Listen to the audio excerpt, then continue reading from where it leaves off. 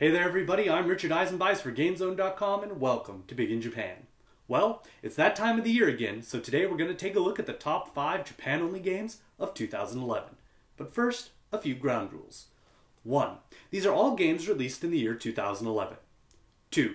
These are all games released in Japan only during that time, though this may change in the future. And 3.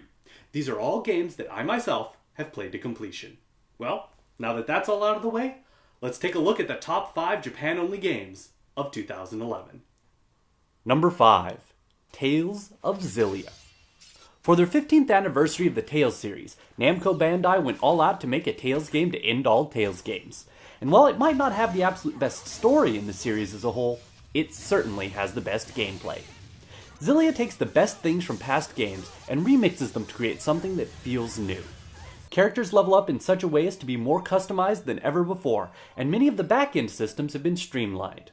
In a series first, Zelia even has 2 main characters, whose storylines occasionally diverge to create a unique experience based on who you prefer to follow. But the high point of this game has to be the visuals. Flashy, stylish, everything you need to excite your eye and your imagination.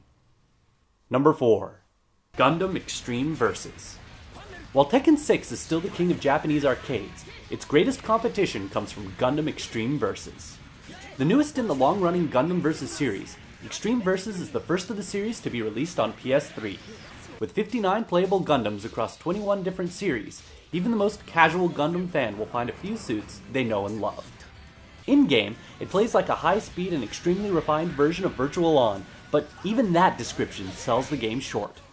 And while it's got beautifully smooth cel-shaded graphics and licensed music from each of the series, the true highlight of Extreme Versus is that, for the first time in the series' history, you can take your battles online and fully replicate the arcade's 2 vs 2 experience. Oh, and did I mention Linkin Park does the theme song? Number 3. Rhythm Heaven Wii. Music games are a dime a dozen these days, but in Japan, one series rules them all: Rhythm Heaven. Forgoing the plastic instruments of other series, Rhythm Heaven focuses less on playing music and more on keeping the rhythm. Though that's not to say that the songs, especially those with vocal tracks, aren't amazing in their own right. With 50 stages plus unlockable minigames and 2-player versus mode, Rhythm Heaven Wii stands out even against its critically acclaimed siblings. It's easy to play, yet difficult to master, and perhaps best of all, motion controls are completely absent from this Wii title. In the end, thanks to great music and quirky characters, you'll be blown away at the fun you can have out of a game that only uses 2 buttons. Number 2. Valkyria Chronicles 3.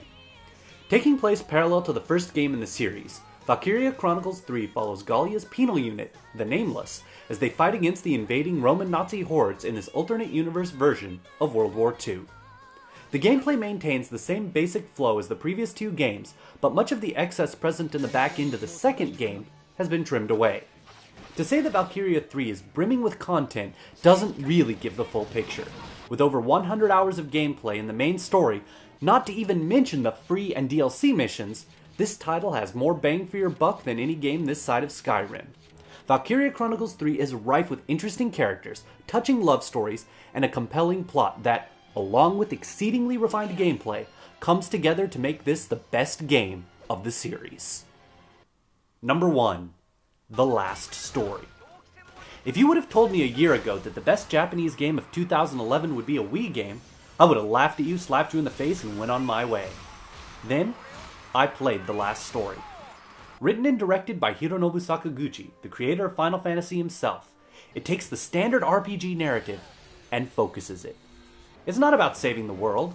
It's about protecting your home, your friends, and making something of yourself, all tied together through a brilliantly acted love story. The battle gameplay is a giant leap forward for JRPGs. Instead of falling back on the slow-paced battle systems of old, or the MMO-like system of Final Fantasy XII, The Last Story's battles are fast and furious, where attacks are as simple as a move of the thumbstick, and combining magics is the key to victory. Fully voiced and accompanied by an Uematsu pinned score, this is the most Final Fantasy any game has been in a decade. And with a planned European release confirmed for this coming year, those outside Japan will soon get to experience it as well.